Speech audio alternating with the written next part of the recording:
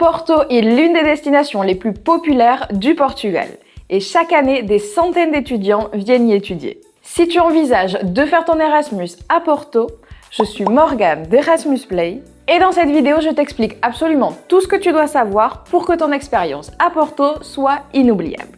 Commençons.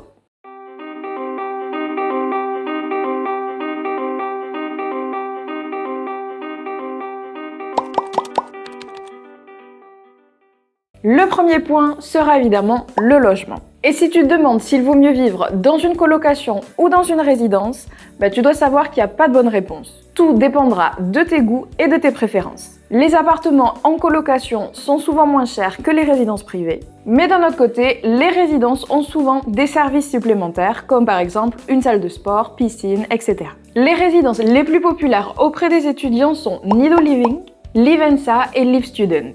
Dans tous les cas, le meilleur conseil qu'on puisse te donner, c'est de chercher un logement le plus tôt possible. D'une part, les résidences ont souvent des places assez limitées, et d'autre part, plus le temps passe, plus ça devient compliqué de trouver un logement à un prix abordable. Donc si tu ne veux pas payer trop cher ton loyer, prends-toi-y à l'avance. Dans tous les cas, que tu cherches une résidence privée ou une colocation, tu peux chercher ton logement sur erasmusplay.com. On a déjà fait le plus gros du travail pour toi, on a rassemblé sur Erasmus Play tous les logements étudiants vérifiés qui sont disponibles. Donc il te suffit d'entrer sur le site web, d'entrer ta destination et tu pourras comparer tout un tas de logements. Sache aussi que tous les logements sont vérifiés, donc il y a zéro arnaque. Tu peux réserver ton logement à distance sans aucun problème. Et si tu te demandes quels sont les meilleurs quartiers pour vivre à Porto, il est important en tant qu'étudiant que tu saches où se trouve le campus de ton université où tu vas étudier tous les jours. Puisqu'évidemment, vivre à côté de ton université te permettra d'économiser du temps et de l'argent sur les transports en commun. Si tu vas à l'université de Porto, elle est située en centre-ville, donc la meilleure option sera de vivre dans le centre. En particulier dans des quartiers comme Aliados et Trindade, qui sont les plus populaires pour les étudiants. Si tu vas à l'Institut Polytechnique de Porto, on te recommande de chercher un logement autour de la ligne de métro D. En revanche, l'Institut supérieur d'administration et de gestion, ou encore l'Université Lusíada, sont un peu éloignés du centre. Mais ne t'inquiète pas puisque plusieurs lignes de bus les relient au centre-ville. Passons à notre partie préférée chez Erasmus Play, la gastronomie évidemment. La gastronomie de Porto reflète parfaitement la culture du Portugal. Et certains des plats typiques que tu ne peux pas manquer sont les suivants. Et on commence avec un plat assez spécial, c'est la francesinha. C'est le plat emblématique de Porto. Et c'est une sorte de sandwich rempli de couches de porc, de saucisses, de fromage et qui est recouvert d'une sauce épicée servie avec des frites. Ensuite, c'est pas à manger, c'est plutôt à boire. Il y a évidemment le vin de Porto, qui est très connu. Tu peux visiter certaines caves situées à Vila Nova de Gaia pour déguster les différents vins typiques de la région, qui, encore une fois, sont mondialement connus. On te recommande aussi de goûter le bouillon vert. C'est un plat qui est préparé avec du chou, des pommes de terre, de l'oignon, de l'ail, du chorizo, et qui est typique dans toute la région du nord du Portugal. Et pour finir, tu devrais aussi goûter les cachorrinos. Il s'agit d'un autre plat très typique de Porto, plus précisément d'une brasserie du quartier de Bataia. Il se compose de pain grillé avec de la saucisse et du fromage fondu. Le tout arrosé d'un peu de beurre et de sauce piquante encore une fois. En ce qui concerne les loisirs et les fêtes, sache que Porto est une ville qui accueille des centaines d'étudiants Erasmus chaque année. Tu y trouveras donc évidemment une excellente ambiance étudiante. S'il est vrai qu'à Porto, il existe de nombreux endroits où tu peux sortir, faire la fête et boire un verre, on te laisse certains des endroits les plus célèbres juste ici. Mais bien sûr, il ne s'agit pas seulement de faire la fête. Ou peut-être que si, ça c'est à toi de voir.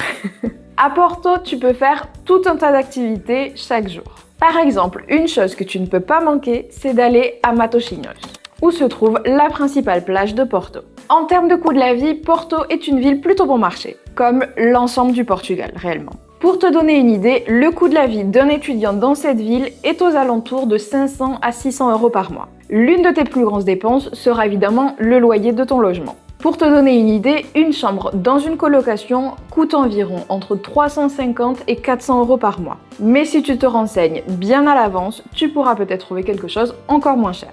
En ce qui concerne les transports en commun, bien que tu puisses rendre à pied dans de nombreux endroits à Porto, on te recommande de faire la carte de transport. Elle coûte en général entre 20 et 25 € par mois. Et on te laisse dans la boîte de description un lien pour que tu puisses savoir toutes les informations sur les cartes de transport. En ce qui concerne les endroits que tu ne peux pas manquer à Porto, sache que c'est l'une des villes préférées des étudiants et des touristes. Alors voici quelques-uns des monuments que tu ne peux pas manquer dans cette ville. Et le premier, c'est le pont Dom Luís Ier. C'est tout simplement le symbole le plus représentatif de la ville. Ce pont est situé au-dessus du fleuve Douro et relie la ville à Vila Nova de Gaia. Tu peux aussi te promener sur le pont et bénéficier d'une super vue et par exemple voir le coucher de soleil. Parce qu'il faut bien romantiser un petit peu notre Erasmus, évidemment. Ensuite, tu devrais aussi visiter la Tour des Clercs. Cette tour baroque de plus de 70 mètres de haut est le meilleur point de vue sur le centre historique. On te recommande aussi d'aller dans la librairie Leio. C'est une librairie qui est très célèbre pour son escalier en colimaçon et son architecture unique. On dit aussi qu'elle a inspiré l'auteur J.K. Rowling. C'est un fait intéressant pour les fans d'Harry Potter. Ensuite, tu peux aussi voir le marché de Bolão. C'est un marché qui a 2 étages, il a été inauguré en 1914 et même si tu n'as pas l'intention d'y acheter quoi que ce soit, c'est une bonne idée de s'y promener pour avoir un petit aperçu de la culture portugaise. Et pour finir, il y a aussi la gare de São Bento. Elle a été construite au 9e siècle et son hall est décoré de plus de 20 000 carreaux qui représentent l'histoire du Portugal. Visiter Porto, c'est bien, mais on veut aussi aller un petit peu plus loin. Donc pour les voyages que tu peux faire à partir de Porto, l'une des meilleures options de transport, c'est le bus ou le train. Mais si tu veux voyager encore un peu plus loin, tu peux aussi prendre l'avion puisque Porto a un aéroport. Et voici quelques-unes des excursions qu'on te recommande de faire à partir de Porto. En premier, évidemment, Lisbonne. La capitale du Portugal se trouve à environ 2 ou 3 heures de Porto. C'est donc la destination parfaite à visiter pour un week-end. Si tu veux en savoir plus sur cette ville, on te laisse juste là notre vidéo guide de la ville. Autre ville portugaise très célèbre, c'est Coimbra. C'est une ville universitaire par excellence. Tu y trouveras donc un grand nombre d'étudiants et une très bonne ambiance étudiante. Ensuite, il y a aussi Braga. Cette ville est située au nord du Portugal et elle abrite le sanctuaire de Bom Jesus do Monte, qui est un site classé au patrimoine mondial de l'UNESCO. Rien que ça. Et pour finir, tu as déjà très certainement entendu parler d'Aveiro. Cette ville est connue comme la Venise portugaise. Et elle se trouve à environ 1 heure de route de Porto, donc tu pourras y accéder très facilement. Et enfin, si tu es arrivé jusqu'ici, tu ne peux pas partir sans quelques conseils qu'Erasmus Play a préparés pour toi. La première chose que tu dois faire, c'est devenir membre des associations étudiantes sur place. Pourquoi?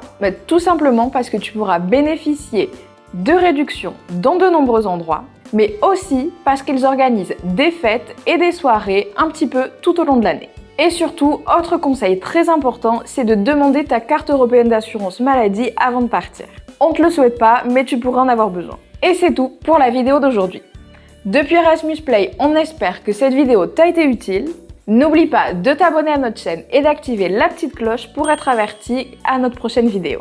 N'oublie pas non plus qu'on te laisse nos réseaux sociaux juste en dessous dans la boîte de description et tu peux nous suivre là aussi. Et c'est tout. On se voit bientôt avec de nouvelles vidéos. Ciao ciao, assistant!